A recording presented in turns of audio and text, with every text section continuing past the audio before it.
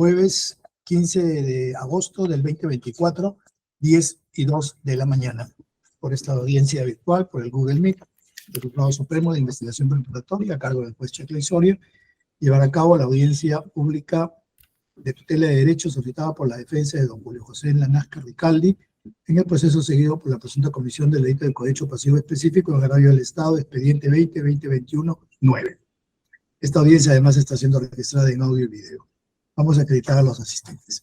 Señor fiscal o señora fiscal. Señora fiscal.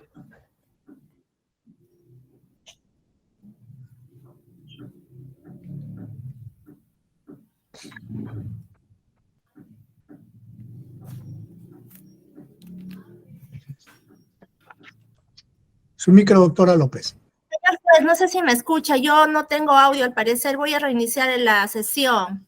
Yo sí la escucho perfecto. No los escucho. Ya, entonces reinicie, doctora. Reinicie, no hay problema, salga y vuelva a entrar. No, está mal.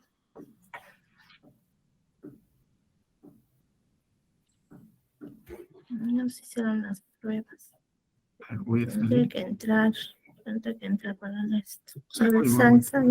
Salga y vuelva a entrar, doctora. Ahí está.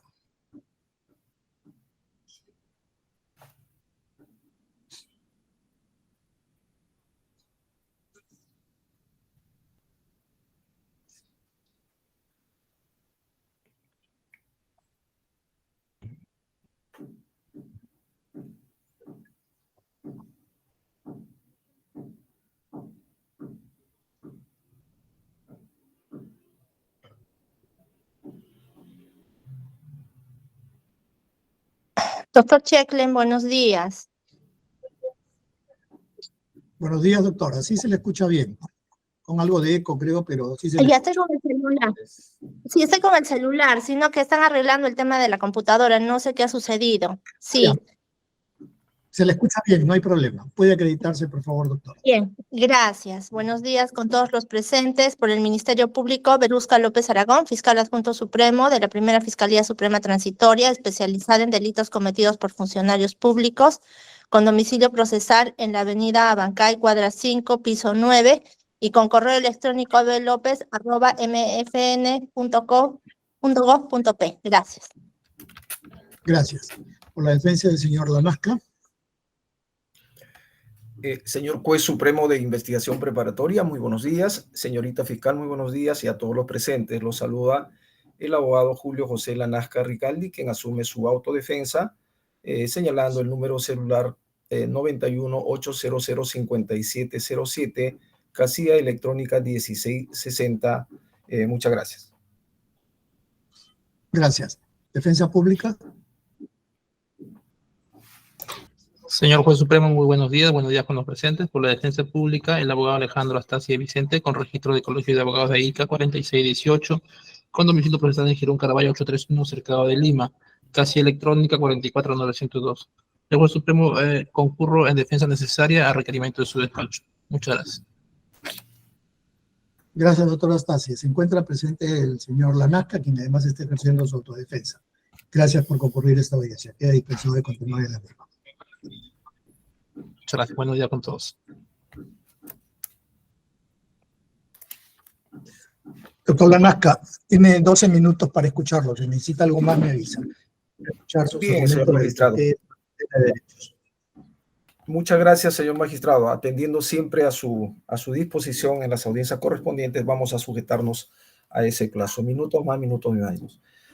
Señor magistrado, al amparo del artículo 139, inciso 3 y 14 de la Carta Política, así como el artículo 84 y 71 del Código Procesal Penal del año 2004, la defensa técnica solicita a su despacho que ordene incluir los elementos de convicción en el informe número 7/2024, con el cual el Ministerio Público ha pedido la autorización de formalizar investigación preparatoria en mérito, señor, a los siguientes fundamentos fácticos y jurídicos. Señor magistrado, con informe 7/2024, el Ministerio Público se dirige a la Fiscal de la Nación y solicita autorización para el ejercicio de la acción penal contra el suscrito por el delito de cohecho pasivo específico, sin tomar en consideración, señor magistrado, los elementos de convicción que se acopiaron a lo largo de la investigación preliminar y preparatoria. Tanto es así, señor magistrado, que en mérito a ello, con fecha 5 de junio del año 2024, el suscrito solicitó también al Ministerio Público tener cuenta de ello, pero no ha sucedido, no hemos tenido respuesta. Es así también que el 19 de enero del 2024, la Defensa Técnica solicitó también el archivo de la presente investigación, al cual tampoco hemos tenido ninguna respuesta. Brevemente, ¿qué se imputa en este proceso al procesado? Que en el mes de abril del año 2017 habría aceptado del señor Walter Ríos mantenerme en el cargo de juez del tercer juzgado del Callao a fin de favorecer al señor Rivadeneira Medina en el proceso de querella que se seguía contra la señora Río Frío Marquina. Esa es la imputación fáctica resumida y concreta que hace el Ministerio Público contra el suscrito.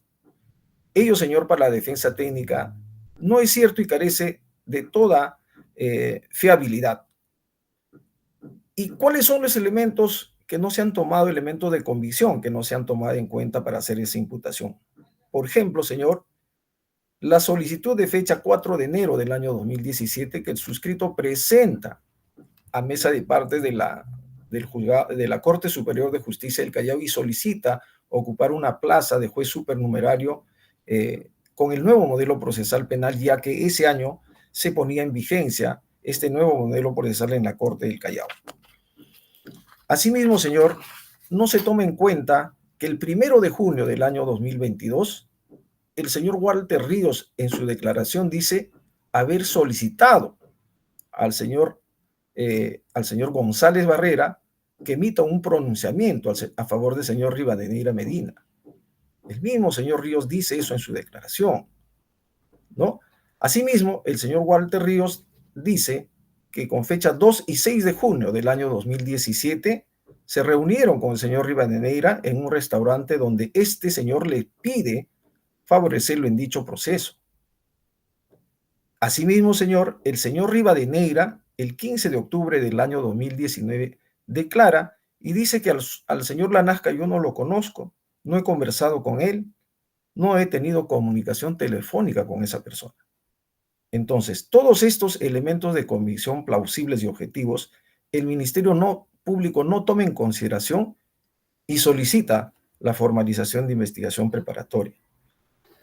Asimismo, señor, se debe tomar en cuenta que el 23 de mayo de 2017 se emite esta resolución en materia de cuestionamiento que es la querella.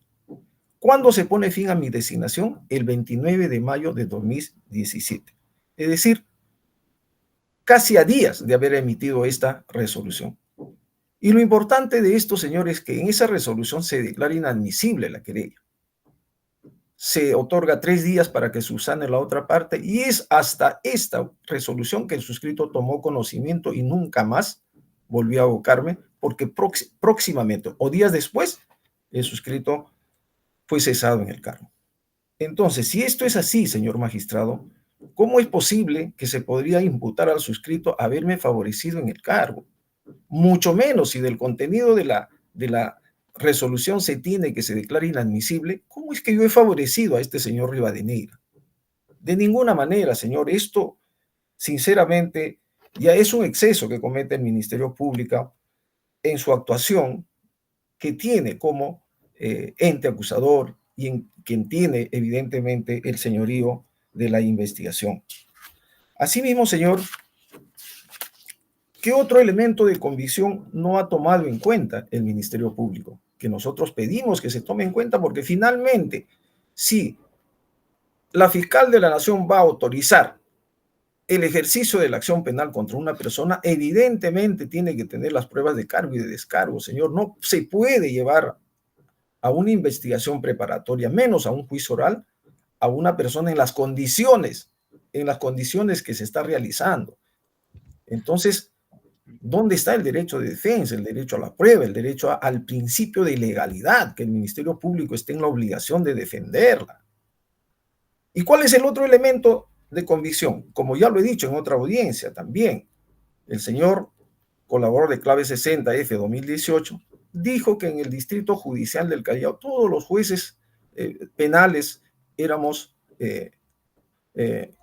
eran titulares, excepto la del tercer juzgado en la que estaba la Nazca, y por eso yo lo saco a la Nazca.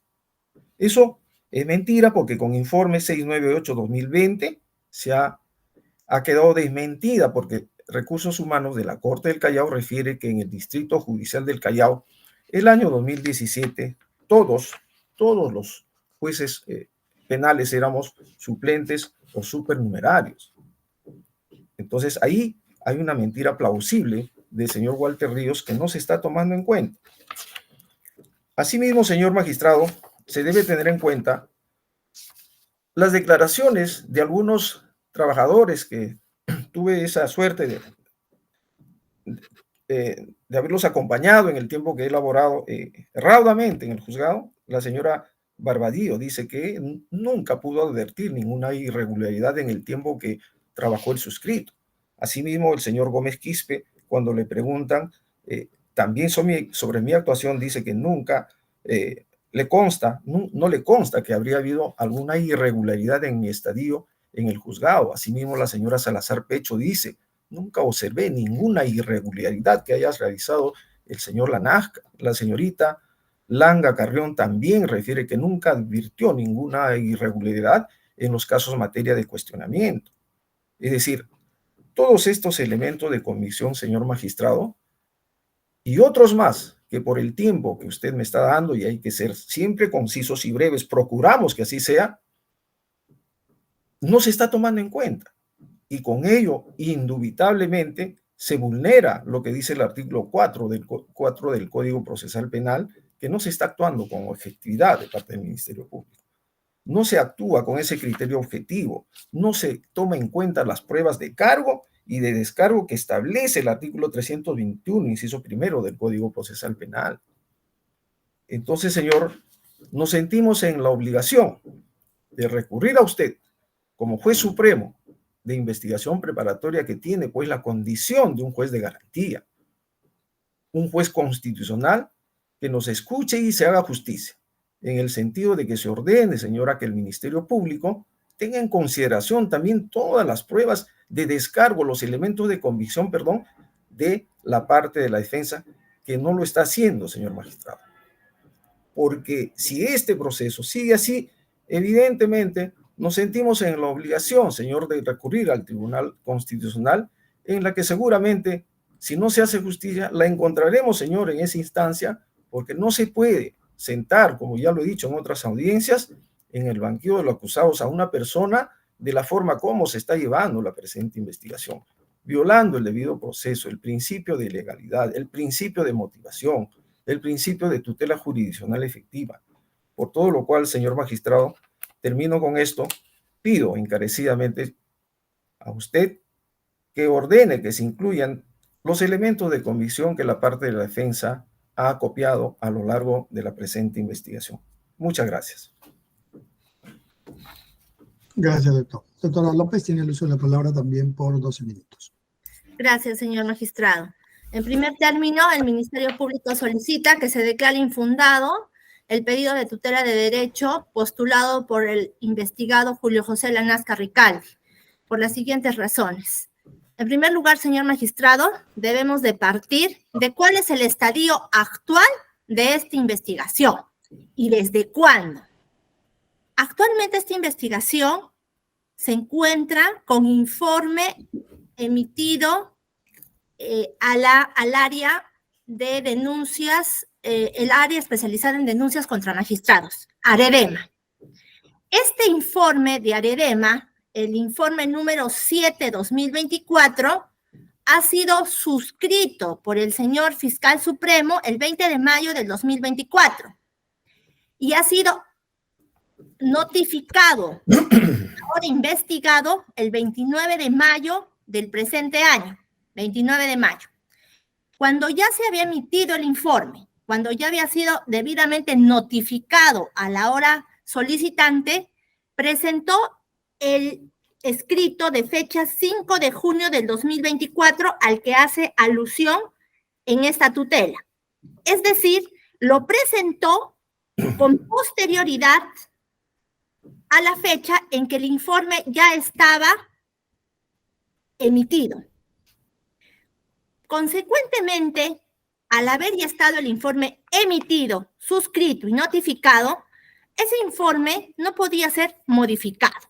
Eso por un lado, eso debe quedar bien claro. En segundo lugar, todos los argumentos que esboza el imputado, él exige que deben ser incorporados al informe.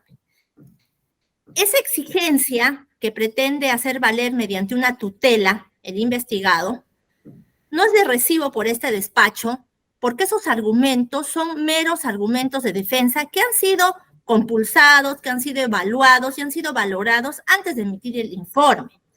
Pero el investigado pretende esbozar una serie de argumentos, como por ejemplo, que las llamadas que ha mantenido con Walter Ríos y con Gianfranco Paredes, que para la Fiscalía son llamadas que acreditarían las coordinaciones que se han hecho previamente a que se emitiera o a que se realizara el trámite a favor de Rivadeneira para emitir a favor de Rivadeneira Medina, a favor de emitir la querella que este postuló a favor de este.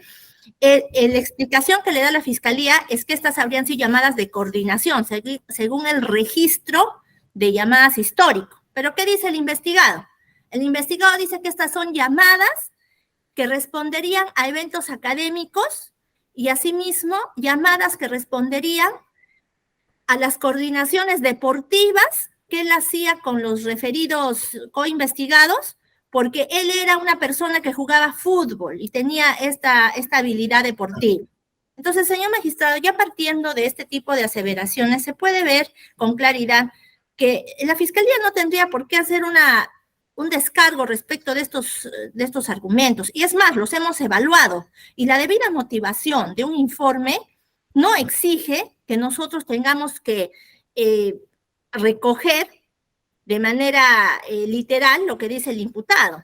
La Fiscalía ya ha desmerecido estos argumentos de defensa y estos medios de defensa, porque en realidad no han desvirtuado las imputaciones que ha venido haciendo el Ministerio Público. En ese sentido, señor magistrado, en este momento, cuando ya el informe está en AREREMA, el imputado Lanasca Ricaldi ha presentado no solo el escrito del 5 de junio, sino también ha presentado los escritos del 3 de junio que dirigió al fiscal de la Nación. Es decir, los mismos argumentos que ahora trae a su despacho y los mismos argumentos que pretende, respecto de los cuales pretende que su despacho se pronuncie, ya son de conocimiento de la Fiscalía de la Nación, para que los evalúe conjuntamente con el informe que ha evacuado esta Fiscalía. También ha presentado otro documento con posterioridad a la emisión del informe dirigido a AREREMA y también ha sido elevado a la Fiscalía de la Nación. En concreto, la Fiscalía de la Nación ya tiene la competencia de poder evaluar y de poder compulsar estos argumentos del imputado dentro del marco del informe que ha hecho esta Fiscalía. Si su despacho obligara a este Ministerio Público, a esta Fiscalía Suprema, a emitir pronunciamiento respecto a lo que dice el imputado, sería una grave injerencia al estadio procesal en que se encuentra esta investigación, porque ahora, en la etapa que se encuentra, el llamado a evaluar la actuación y la decisión de esta Fiscalía Suprema es la Fiscalía de la Nación. Es la Fiscalía de la Nación quien determinará si se ha ponderado o no se ha ponderado, o si se ha omitido evaluar de manera positiva o negativa algún elemento que ha presentado el investigado Lanasca Ricaldi. Son ellos que en el marco de evaluación del informe evaluarán sus argumentos, los mismos que él ya presentó ante la Fiscalía de la Nación, y de manera temeraria viene a volverlos a presentar ante su despacho, a sabiendas que el informe ya está en AREREMA. Entonces, él pretende tanto exponer sus argumentos ante el fiscal de la Nación y al mismo tiempo ante el juez de investigación preparatoria, que en este momento no podría inmiscuirse dentro de este marco de investigación que se encuentra en una instancia fiscal superior. Asimismo, quiero hacer énfasis en que el investigado, con estos argumentos, pretende desvirtuar lo que él señaló en su declaración indagatoria ante el OJMA el 18 de julio del año 2018. En esta declaración ha señalado de manera expresa que Walter Ríos Montalvo lo llamó a su despacho para indicarle que tenía que declarar fundada la querella a favor del alcalde de Bellavista con la finalidad de que salga favorable a sus intereses. Le dijo, encárgate de esto y que salga a favor de Rivadeneira.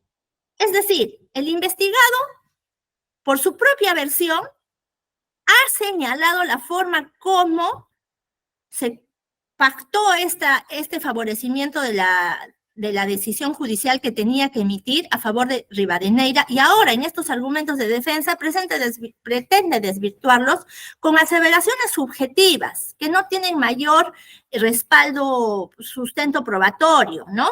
Indicando de que esto es autoincriminación, que él ha dicho en ese momento eso y ahora se retracte y cosas de ese tipo, pero en la Fiscalía ya ponderó los elementos de manera conjunta y razonada, ya ha llegado a establecer que sí existen suficientes elementos de convicción reveladores que no solo acreditan el delito de cohecho pasivo específico, sino que vinculan a la Nazca Ricaldi como presunto autor del mismo.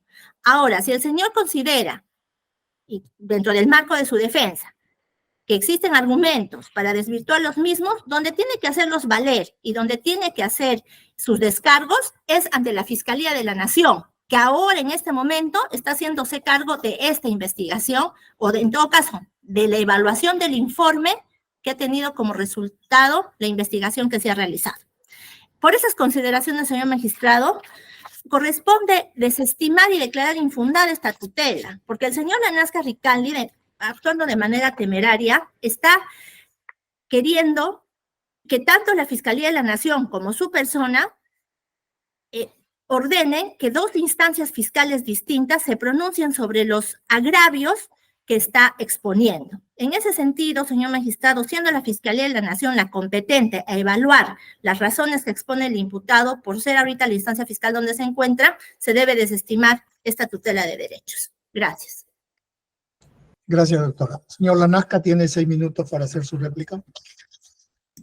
Gracias, señor magistrado. Con mucho respeto, señor magistrado, voy a referir brevemente que de parte de la defensa técnica no hay ninguna temeridad, como dice vuestro Ministerio Público. No hay absolutamente ninguna temeridad. Hay sí ese derecho a la defensa que no puede ser considerado como tal. Nos estamos defendiendo, señor, y estamos acudiendo a una institución como la tutela de derecho en base a lo que establece la norma.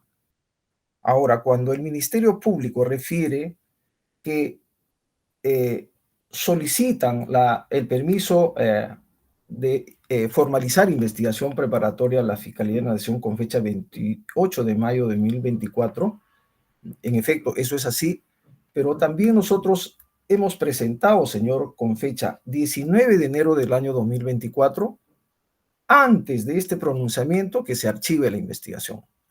Al no tener una respuesta, señor, de parte del Ministerio Público, nos obliga a presentar el 5 de junio también que se tome en cuenta los descargos que nosotros habíamos planteado. ¿Qué haría cualquier sujeto procesal cuando el Ministerio Público, luego de terminado la investigación preliminar, no atiende nuestro pedido, que era que se archive la presente investigación porque no había ningún elemento de convicción según la defensa técnica? Nos obligaba a presentar el 5 de junio, reitero, señor, del año 2024, a que se tenga en cuenta los elementos de convicción. Entonces, eso, señor, bajo el contexto que estoy narrando, no puede ser que es un acto sorpresivo y temerario, sino es que frente a la desatención de vuestro Ministerio Público, nos sentimos obligados a presentar ese documento, situación que hasta este momento no ha sido resuelta. Ahora bien, señor,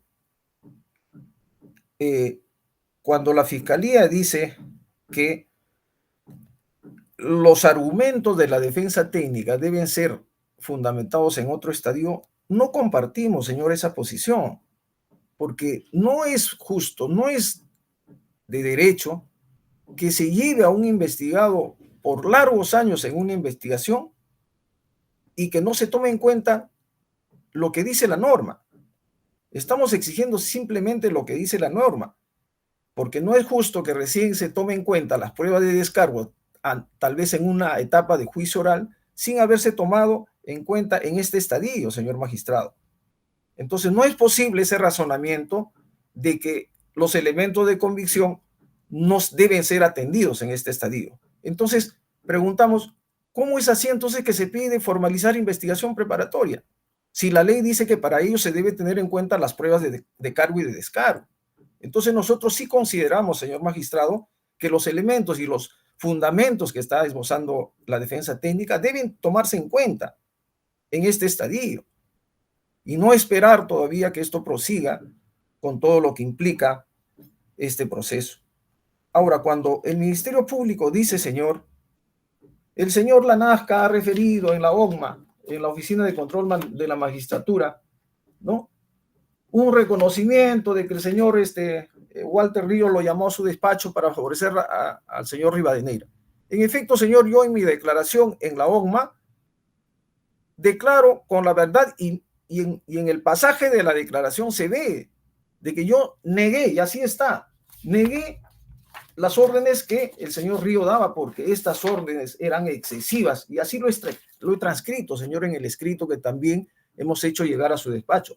Así dice, al ver que las cosas se excedían, negó admitir órdenes que eran excesivas. Es decir, en todo momento yo refiero eso también. Sin embargo, el Ministerio Público, de acuerdo a su teoría del caso, dice, pues no, que el señor Lanasca fue al despacho y se habría sometido a las disposiciones del señor Walter Ríos. ¿Qué disposiciones, señor? Si después la resolución sale como inadmisible.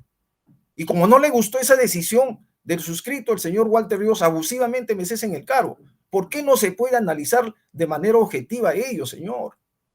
No se puede solo leer la parte que conviene evidentemente al Ministerio Público respecto a su teoría del caso, pero también hay un juez de garantía que tiene que ver la posición de la otra parte. No hay favorecimiento, no me quedé a cambio de ello días en el juzgado, al contrario, me cesaron en el cargo. Entonces, señor magistrado, hay que ver también el íntegro, lo completo que dije en la OCMA, en la Oficina de Control de la Magistratura, cuando yo voluntariamente declaré con la verdad. Y ahora, señor, me peso y pongo en su conocimiento, me peso haber dicho en aras de la verdad y de la justicia, haber incluido en la investigación este caso en la que también el señor Ríos pedía injerencia, que si yo no hubiera dicho nada, absolutamente nada de estas inferencias totalmente subjetivas, totalmente falto de fiabilidad, estaría yo sometido a un proceso. Me peso, señor magistrado, porque confiaba en la justicia, que la estoy perdiendo de parte del Ministerio Público.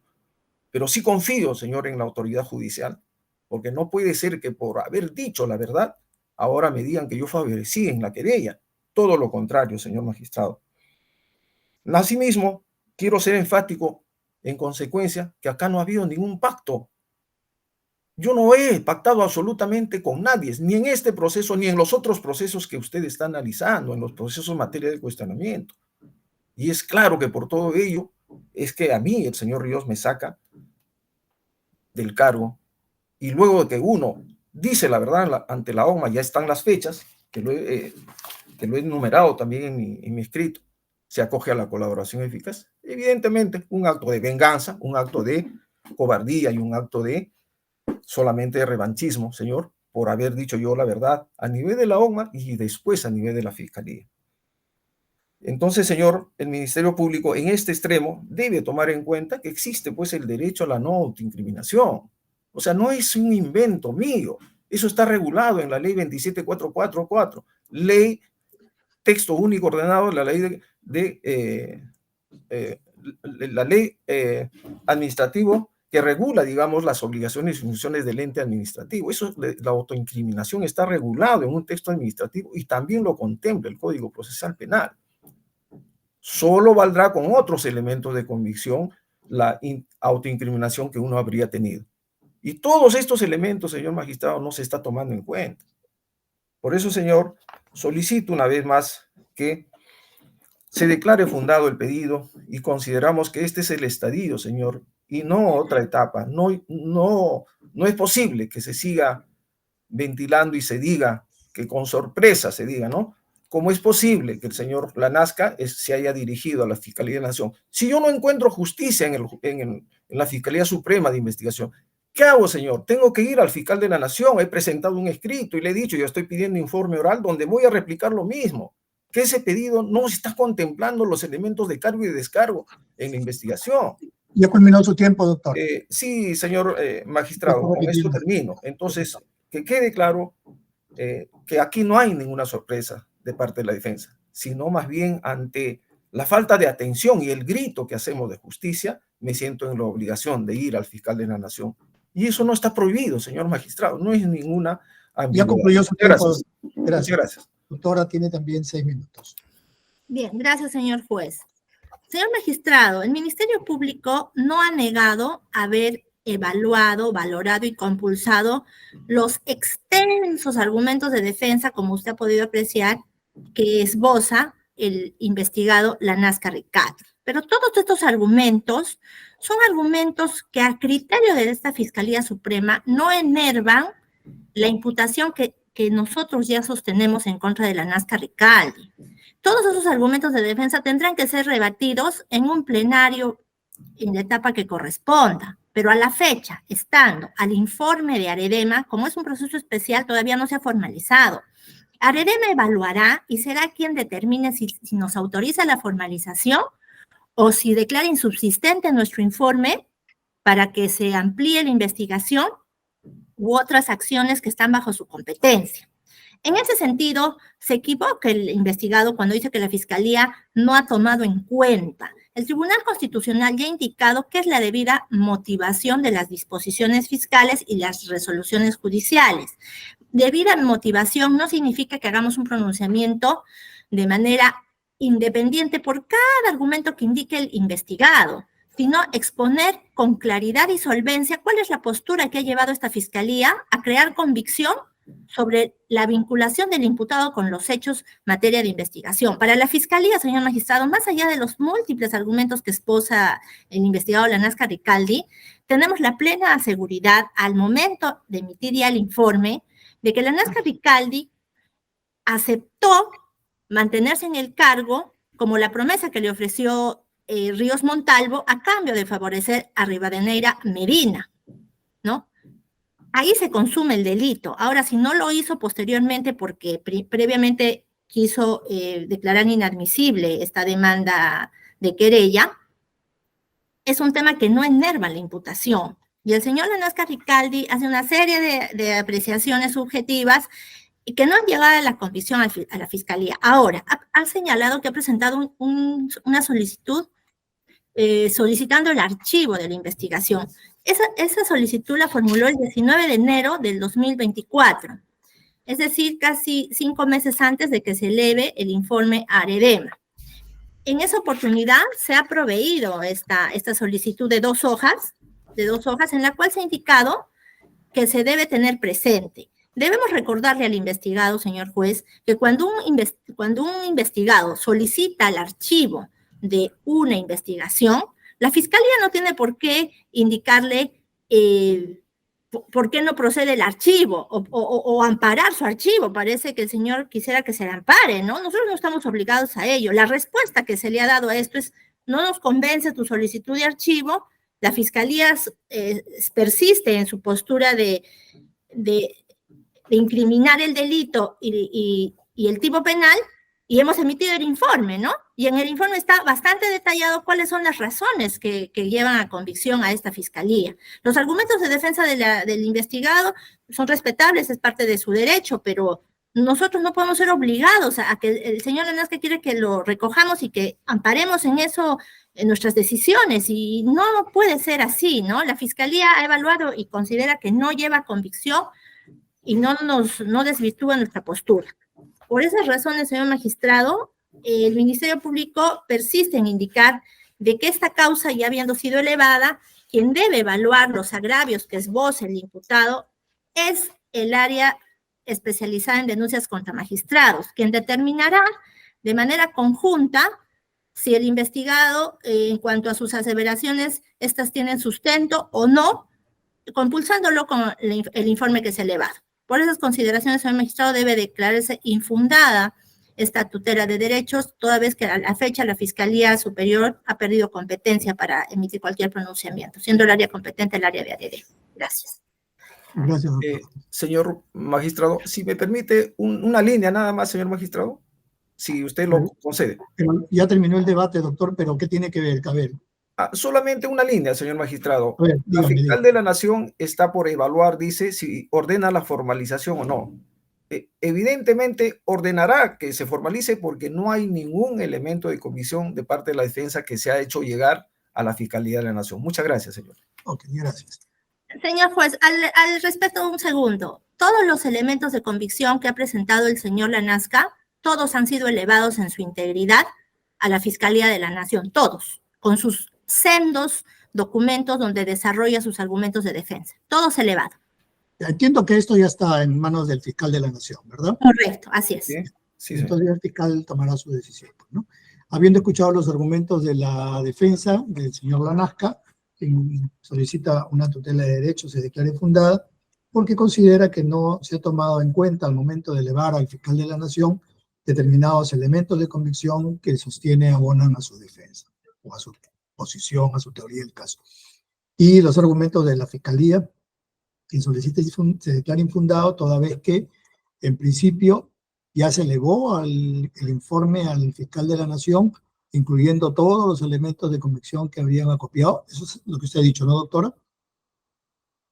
Correcto, señor juez. El índice. Y que ya habrían perdido ellos incluso atribuciones para emitir alguna opinión sobre el particular, encontrándose esto en manos de la área correspondiente, que es la Fiscalía de la Nación. Dicho ello, se va a expedir la resolución correspondiente y se notificará a las casillas electrónicas. Siendo las 10:39, se concluye la presente audiencia. Muchas gracias, hasta luego. Gracias, señor. Gracias, señor. Gracias.